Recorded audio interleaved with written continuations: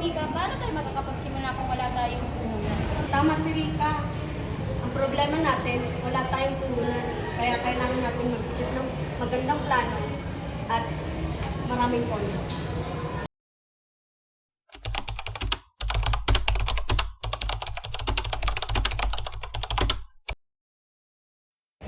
Bakit hindi tayo mag-isip ng pagkakakitaan natin like handicrafts making?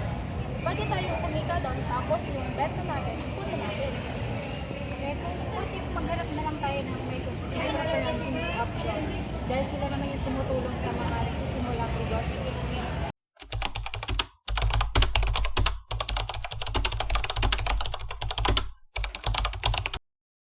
Oo, may mga programang nagbibigay ng maliit na halaga para makapagsimula ng negosyo. Meron din akong alam na ilang organisasyon na makakatulong sa atin.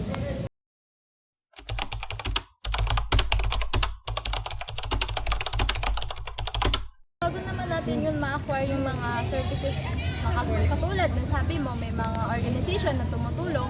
Pero syempre, kailangan natin mag-acquire kung anong mga requirements,